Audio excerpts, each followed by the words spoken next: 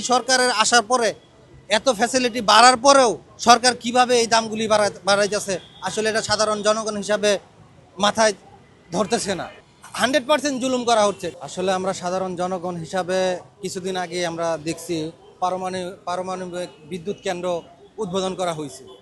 Even আপনি দেখবেন গ্রামে গেলে 2 ঘন্টা কারেন্ট কখন আসে বা কখন যায় গ্রামের মানুষ বলতে পারবে না। তো এই হারে আবার সরকারও বলতেছে যে বিদ্যুতের ঘাটতি নাই, কিন্তু গ্রামে আপনার 1 ঘন্টা বিদ্যুৎ থাকলে 3 ঘন্টা বিদ্যুৎ থাকে না। আর এর ভিতরে যদি আপনার দাম বাড়ায় তাহলে তো সাধারণ জনগণের আসলে, আমরা যারা ঢাকাতে থাকি তাদের আসলে গ্রামের দিকে চলে যেতে হবে, কারণ যেই পরিমাণ ভাড়া সব কিছুর দাম বাড়তেছে আসলে আমাদের ঢাকা থাকার মতো সিস্টেম নাই। আপনি দেখেন কিছুদিন আগে এমন একটা পরিস্থিতি গেল, যেমন আপনার টাকা আছে পকেটে কিন্তু তেল পাইতেছেন না।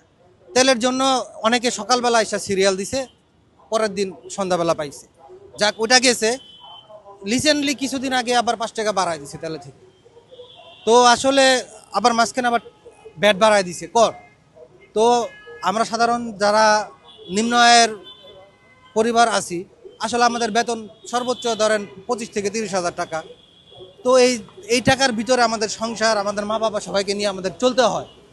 আসলে সরকার যদি সব কিছুর দাম এভাবে যাদের মন গড়া বাড়ায় তাহলে আমাদের আসলে চলাটা খুবই কষ্টকর।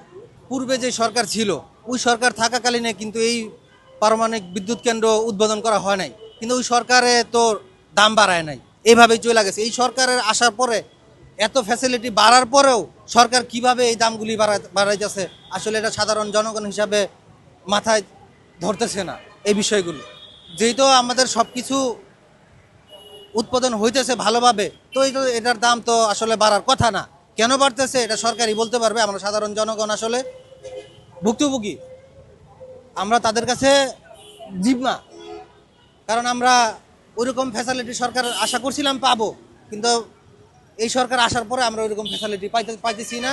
ইভেন আপনি আরেকটা জিনিস দেখেন, আমরা যারা বাইক চালাই, আমি একজন বাইকার হিসাবেও, আমরা যারা বাইক চালাই, আমরা ইন্ডিয়াতে, আমাদের পার্শ্ববর্তী দেশ ইন্ডিয়াতে আমরা একটা বাইক যেই দাম, আমরা বাংলাদেশে কিন্তু এর থেকে বেশি দামে দিয়া কিনতেছি। ইভেন আমরা নাম্বার প্লেট করার সময় ট্যাক্সও দিতেছি, এর ভিতরে কিন্তু আবার সরকার কর বসাইছে। তো আসলে বাইক তো আমরা ডাবল দামে কিনতেছি, নাম্বার করার সময় আবার ট্যাক্সও দিতেছি, আবার এখন এই করটা কেন বসাইছে, বা এটা আসলে সাধারণ জনগণ হিসাবে আমরা আসলে এটা খুবই নিকারজনক কাজ, এটা আমরা মনে করতেছি। 100% জুলুম করা হচ্ছে। কারণ একটা বাইক আগে যারা রাইড শেয়ার করে তারা 2000 থেকে 1500 থেকে 2000 টাকা ইনকাম করতো।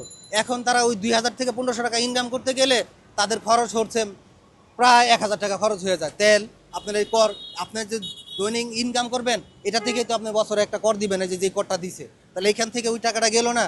তো দিন শেষে তার একটা ইনকাম কত, 700-800, আগে যেখানে তার ইনকাম থাকতো 1500 প্লাস, 2000 প্লাস।